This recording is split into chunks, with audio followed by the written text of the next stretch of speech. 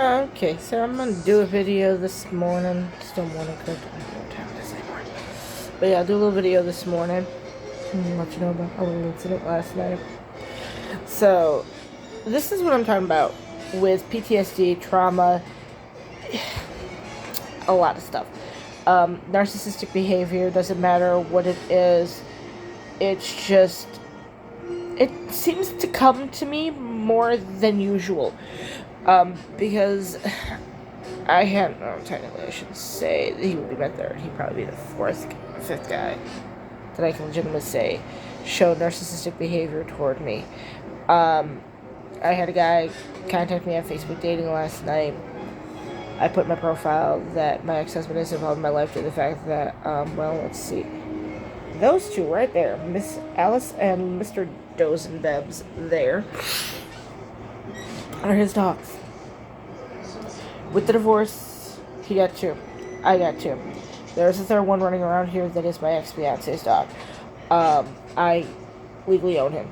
I've cleaned him, and I've got him registered under my information at this point in time, which is actually at my house in Illinois.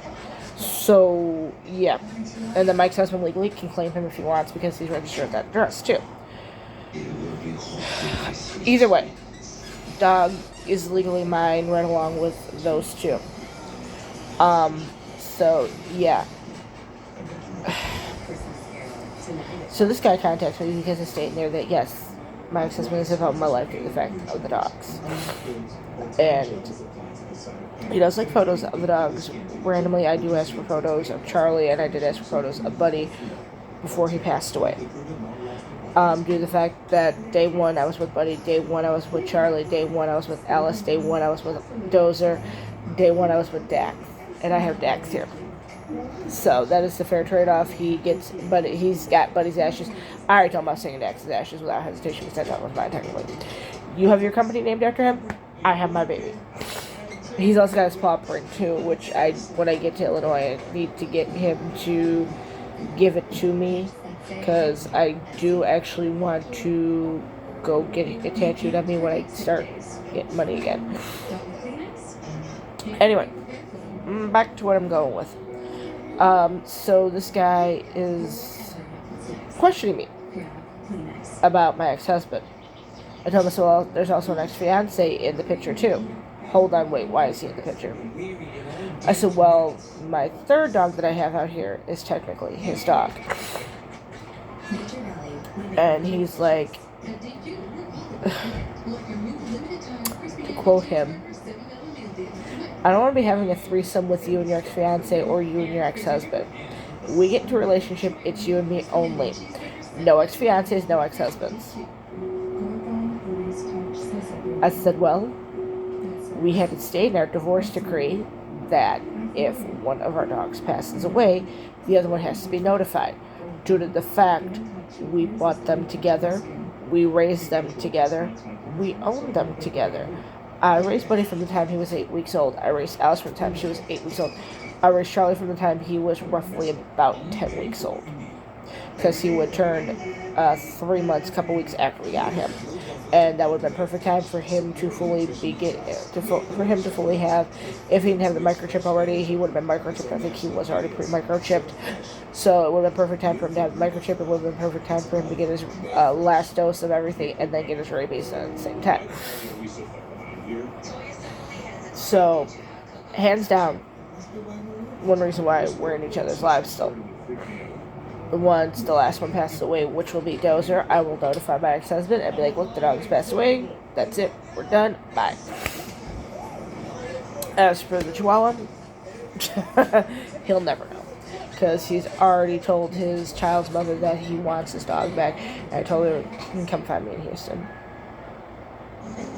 I already contacted a lawyer in the state of Illinois telling me that because I have him registered under me, if he wants the dog back, he's legally going to have to try to sue me for it. And when they find everything is done in my name, they won't give it to him. He won't be given to him. Because I'll tell them that, yes, I'm the one who's legally been taking care of the dog. I'm the one who's been feeding the dog. I've been the one who's been potty training him, doing everything I need to do for that dog to be sustainable in life.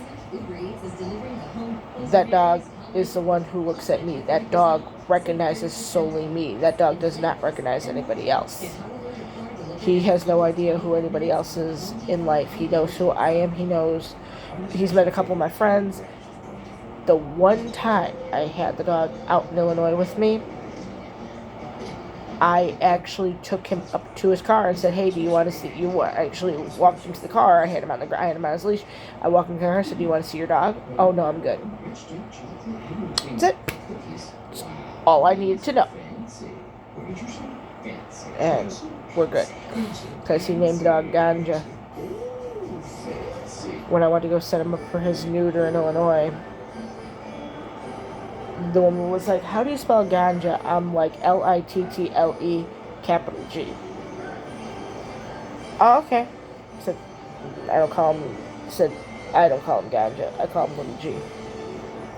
And he got pissed because, "Well, what's your last name?" Gave him my last name. He heard this whole conversation, and after I was off the phone, he charged me and said, "Why the fuck does the dog have your last name? The dog needs to have my last name." I said, "First off, Charlie, Alice, Dozer, Dax." I said, "I've had 4 dogs neutered at this place, or 3 neutered, 1 spayed." I said, "I'm a former patient of theirs." I said, "My dogs all had my last name." I said, "Just because I still hold my ex-husband's last name doesn't mean shit." Because you just want the dog to have your ex-husband's last name so he can claim the dog. If I wanted him to claim the dog, I would have got a Chihuahua, or I would have got a 5th, or technically a 6th dog with my ex-husband. If I really wanted my dog to have my ex-husband's last name. Let's think logically here for 2 seconds. But anyway, so it was just the whole thing of that. Yeah, he was pissed because he ended up with my last name. I said, when I get there, I can change it to your last name for that reason. But because it has to go under my information, I had to put everything under my information, which is my last name. So, anyway, this guy last night, he was trying to figure out what everything was going on. He's like, "Well, I don't want to do this, that, and the other thing." And I questioned. I said, what do you want to know about? What do you want to know? I need to know specifically what I need to tell you. And I said, and toward the end, I said, "You know what? You're a fucking narcissist." I said, and he goes, "Oh, all you women use that as an excuse to not date us guys, to make it look like you are the victim when we're the victim in reality." And I'm like, okay. I'll start, the red flags all popped up really quick with that. And I was like, yeah, I know that. I had an instance a couple weeks prior that a guy, I gave him my address. I didn't realize how psychotic he was until he called me over the phone and started telling me, "Oh, when I come to your hotel, I want to fuck your dogs, I want to fuck you, your dogs are going to do shit to you that I want them to do." And I'm like, excuse you, first off, no. My dogs are off limits. All 3 of my dogs are off limits. First off, the other 2 are owned by me and my ex-husband. Secondly, the third one that is owned by me, the guy who actually legitimately, who I call his father, is a Class X felon in the state of Illinois, that if I had a way to contact him and tell him this shit, he'd be out here trying to kill you before anything else. When you say that shit to me about that dog. Because, granted, he's an asshole, but if I told him, yeah, he wants your dog to screw me and make that dog do more shit to me than what you think, he wouldn't hesitate. He'd gas up the vehicle and be out here it's a 17-hour trip from where I was at in Illinois. It's about a 20-hour trip from where he's at in Illinois. And without hesitation, he gassed up the car and fly here in a day and a half. He'd drive straight through for a day and a half. He would drive straight through and come down here and find the guy and kill him. Kind of grateful I don't have his information. I don't want his information either, due to that fact. I don't even want him to know where I'm living. He believes in Houston. We're going to keep it that way. But yeah, so... And it was just the stuff that he was saying to me. I was like, the hell is wrong with you, sir? And I called Galveston Police Department because I didn't know where he lived. I didn't have a last name. I just knew the information. And he called me. So he called me off his number, called me off a second one that he had got through like Text Now, then called me off a third number, off of Text Now. And I blocked all 3 numbers. And I told the police that, and they said, yeah, if he decides to show back up, please let us know. I said, yeah, no. And kind of realized technically he was the 4th. The last one was the 4th psychopath. He was technically the 3rd. There was another guy between my ex-fiance and him that was also kind of throwing up red flags. And grateful that one didn't know where I lived.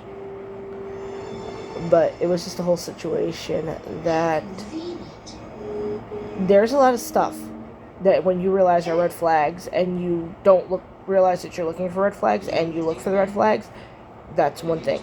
A lot of things now I do ask guys, I'm like, do you have a criminal record? One guy I was talking to, and he said, that's a weird question to ask. I said, I've been traumatized on more than one occasion.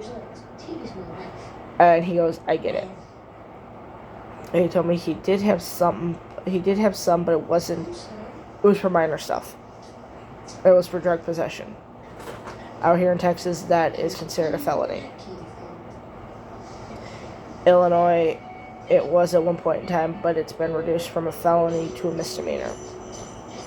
But if you get majority of misdemeanors, that they do eventually become felonies in the state of Illinois. It's pretty much a 3-strike you're outlaw. And that's why my ex-fiance is a Class X felon. Dozer. Like, he's chilling back there. I'm like, saw him moving for a couple seconds. I'm like, what you doing? But yeah, state of Illinois, yeah, it's now a misdemeanor for drug possession. I shouldn't even say drug possession. It's a misdemeanor for marijuana possession. So, people question why he has that cone on his head, or if you question, you see that he's got the cone on his head. He's been dealing with ear infection. He's been dealing with yeast in his ears for months, years. Even before I moved him out of Illinois, he had it. Even when me and my ex-husband were together, I told him, I said, he's got yeast in his ears. We'll do something about it. Well, do you get about stuff? I work too much. You're closer. You do it. I'm like, on the weekends, let's go buy it. We don't have the money. Just like I got blamed for none of them getting their vaccinations or paying taxes. Because I spent all the money. But yet I had $1,200, and he claims that he never knew about the $1,200 and told me to do whatever I wanted to do with it. Speaking of, I need to call my former job and find out how I can cash out that 401k, because I need to cash it out. But yeah, so but yeah, so when you start noticing red flags,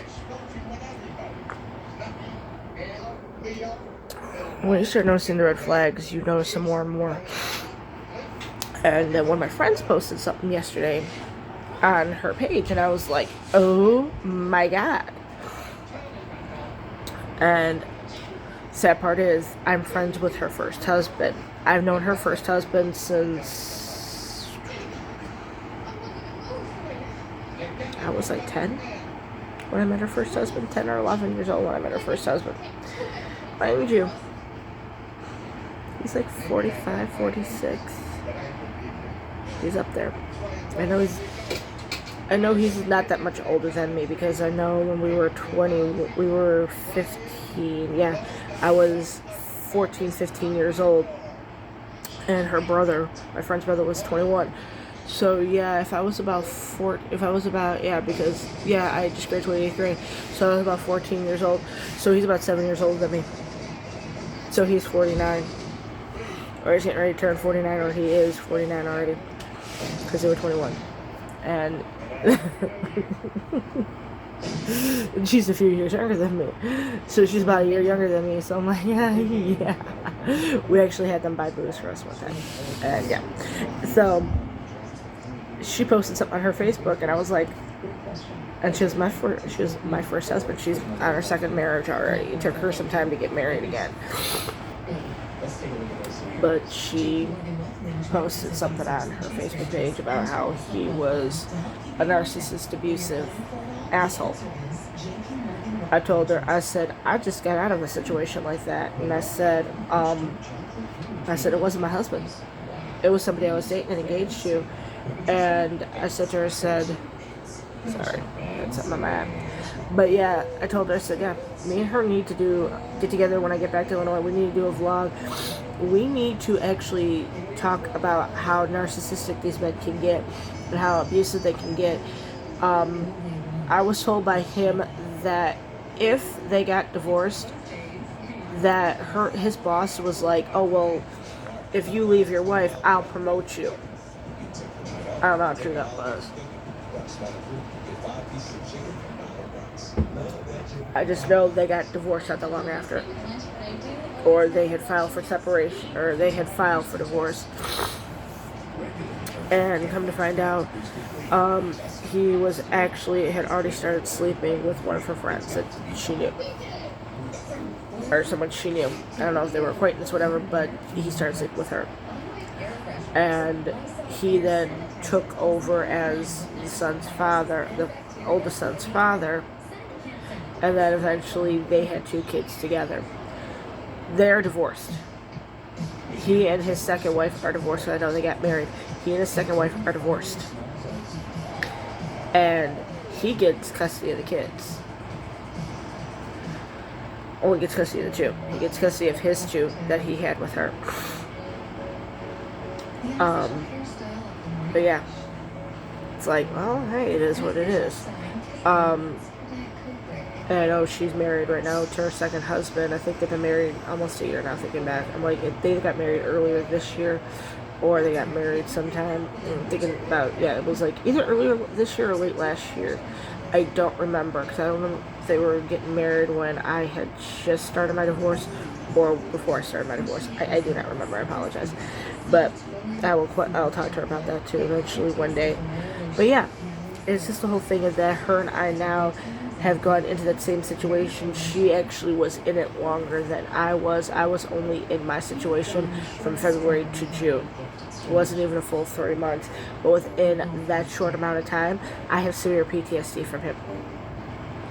Even when I saw him in July, when I had to be in Illinois for the first time in July for my court case, when I saw him there, it was just a whole thing of that, it was traumatic at that point in time. And I asked him, I said, so when do we have to be back? I don't know. I'm like, you stupid son of a bitch. And I said, and as I'm walking into the courthouse, the court officers are the officers at the front who, clear out your stuff, and they're looking at me, and he goes, I said, did I say that out loud? He goes, yes, you did, and I heard it, and he goes, and good for you. I said, damn, sorry. He goes, you don't like him, do you? I said, I'm here for domestic violence. And he goes, oh, well, yeah, you were right to call him that. I'm like, thank you. But yeah. And, when people find out how long I was in a relationship with him and where I stood at when I got with him to how far I got broken down, people are amazed. All it takes is a couple of things. I mean, because after I was let go from my job, he's like, why don't you stay out here? Well, I ended up having to stay out there more than what I wanted to. Due to the fact that my pipes froze at my house. I told my ex-husband, I said, when I'm home, I need you to check the heat tape. I said, but you need to notify me before you check the heat tape. Whether you call, text, something. Knock on the door to let me know you're there. He didn't. He peeked through my windows to see who was in the house. I know he peeked in my car and saw a car seat in my car. And he knew we had no kids. But I had the ex's son there, because he went to the funeral with us that day.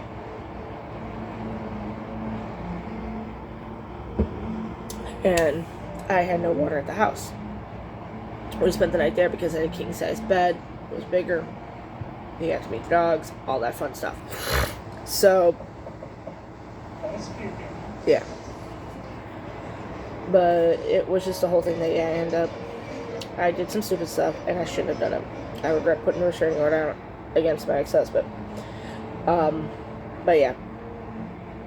And then with what he did to me, like I said, so at some points he was just like, well, he was like, well, I'm going to work, I'll see you later.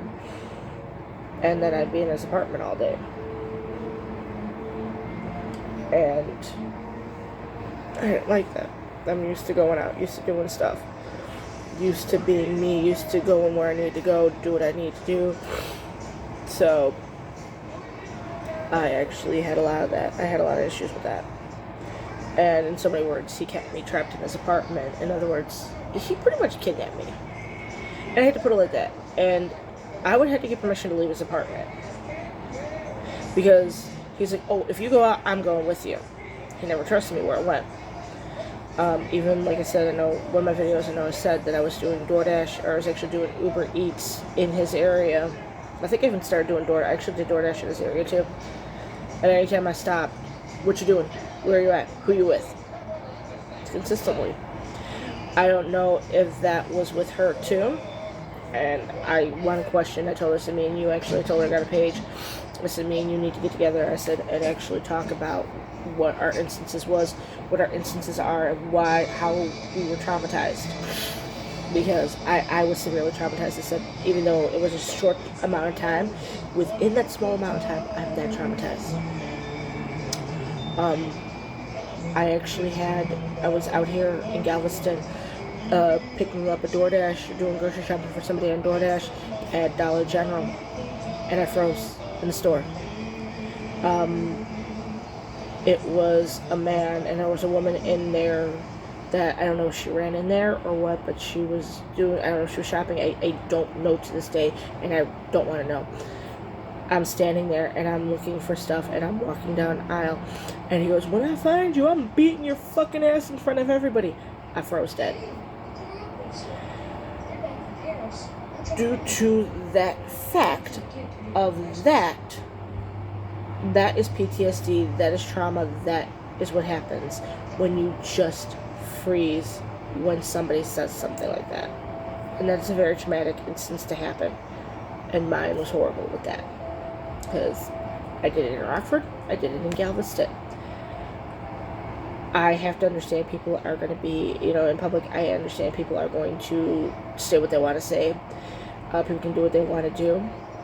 But I understand I have to try to protect myself. I can't sit there and go, hey, by the way, don't say that, yada, yada, yada. They have the right to freedom of speech, just like I have the right to freedom of speech. I then have to realize I have to find a way to overcome that. Yes, I do shut down when that happens, and I freeze.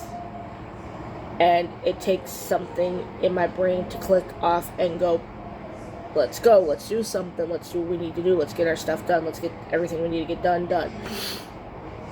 So, when stuff like that happens to me, I have to find a way to cope with it no matter what and keep doing what I need to do. And it kills me that I know that I have to try to suppress those triggers, but I can't. I do take medication to suppress a lot of that stuff.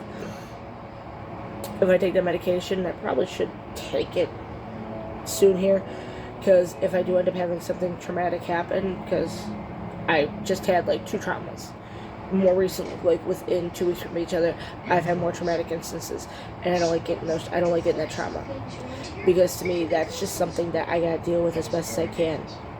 But I don't like to, but I need to. But yeah. So, like I said, when I get to Illinois, I actually am going to send her my number on Messenger, so she has my number. Because I think her and I need to plan a day where I drive out to her. She doesn't have a car, she doesn't drive, and I understand she's not that much younger than me, and I get it. I got my license at 25 years old. I don't complain. I opted to drive later in life. My mother got her license later in life too. My mom's older sister got her license later in life. My cousin's daughter got her license later in life. It was just us. That's what we chose. I mean, I've been driving for like almost 20 years now. So, but like I said, I need to give her my number so that way her and I can drive out and meet her. Granted, it's going to take me a couple hours to get out to the south side. I don't care. I can go meet her one day and the two of us can go, talk, get out our trauma, share our experiences, do something to make something better with us. Because I did not know she had gone through that until she posted that, and I was like, oh my God. And I guess I was blind to not see it either.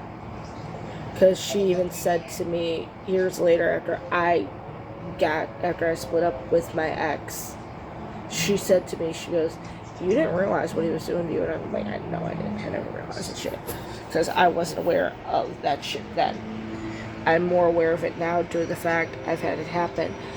So now when guys start question about my ex-husband, they start throwing up red flags to me, and I'm like, what do you want now?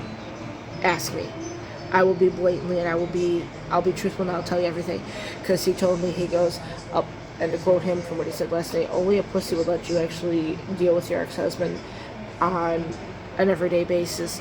A real man would stop that.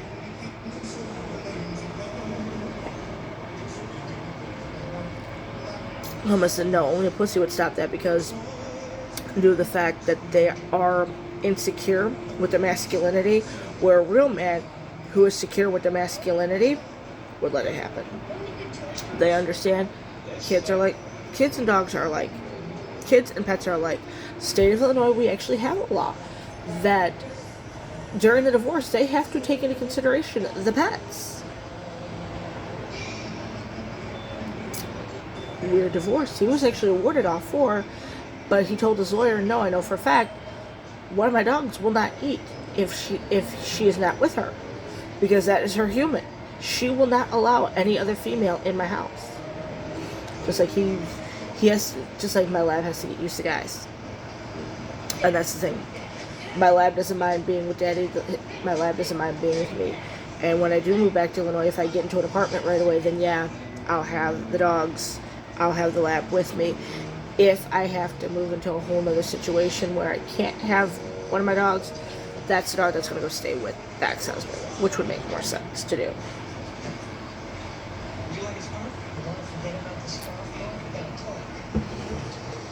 But anyway, I'm going to end the video here. Feel free to ask questions about him. Feel free to ask questions about my ex-husband. Feel free to ask questions about the dogs. Feel free to ask questions about anything that I talk about on here. You can ask me questions about my friend that I can actually direct toward her if she would be okay with that. I would just have to get her permission to do that before I did that.